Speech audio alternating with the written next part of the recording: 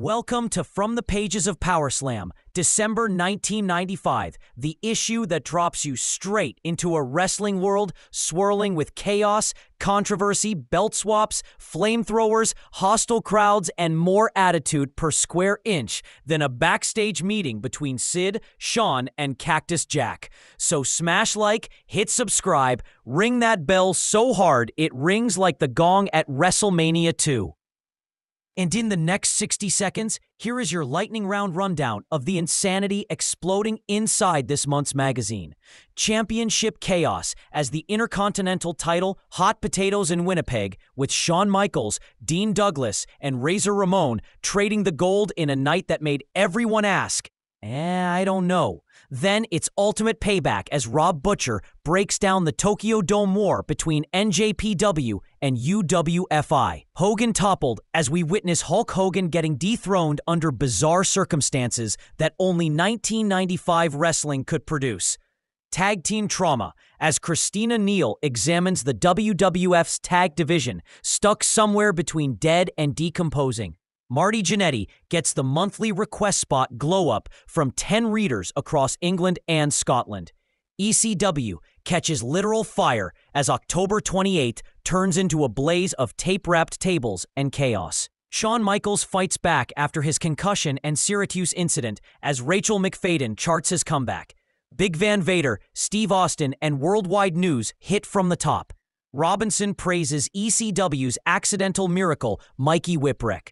Stately Wayne Manor wishes himself a very literary birthday. Psycho Sid gets the centerfold treatment, letters pour in, yelling at Cactus, begging DB Ozzy to pick up his pen, and debating Sid and Sean. Then, see ya. Wraps the magazine with a final jab that Davey Boy Smith is indeed a heel.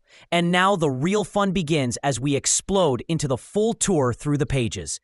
The magazine opens with From the Top, where Findlay Martin lays out the shifting tectonic plates of 1995 wrestling, from Big Van Vader bowling through WCW like a rhinoceros with a personal grudge to Steve Austin transforming from a technician in neon trunks into the dangerous, sarcastic, laser-cut diamond we all know he's becoming. And the global update swings from New Japan to Mexico to Europe, where every promotion seems one booking decision away from either brilliance or catastrophe. Then we crash into stateside, where Ian Robinson elevates Mikey Whipwreck to sainthood, calling him the unlikeliest ECW world champion ever.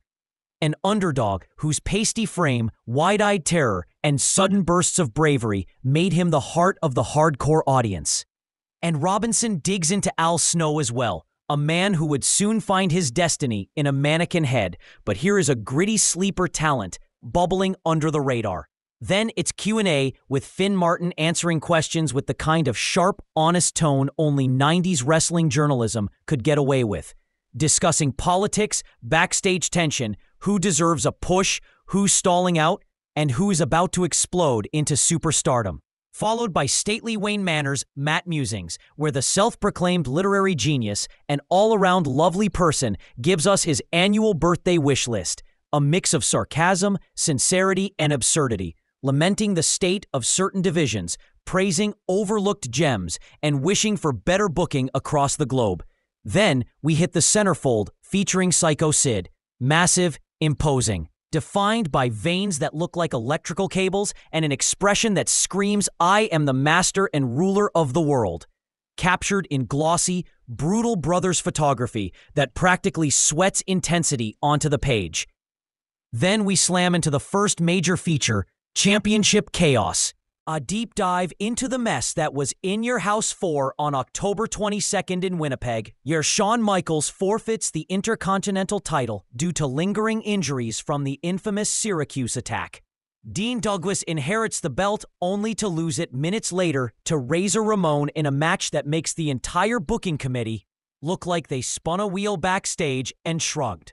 Power Slam breaks down the politics, the awkwardness, the confusion, and the sense of what are we even doing that made the night unforgettable in a way no one intended. Then we journey to Tokyo as Ultimate Payback recaps the NJPW vs. UWFI showdown on October 9th.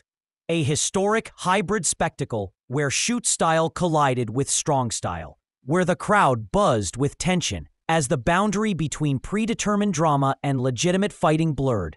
And Rob Butcher's analysis paints the Dome as a cauldron of pride, fury, and cross-promotional grudges. Then Hogan toppled, where Hulk Hogan finally falls, not by pinfall, not by submission, but through a storm of backstage politics, WCW booking mayhem, and a finish that leaves the reader shaking their head the way only 1995 WCW can. Christina Neal chimes in next with Tag Team Trauma, a painfully honest look at the WWF Tag Team division that has withered into a wasteland of mismatched pairings, job-level placeholders, and teams without heat, chemistry, or purpose. A division that once defined golden eras, now drifting like a ghost ship.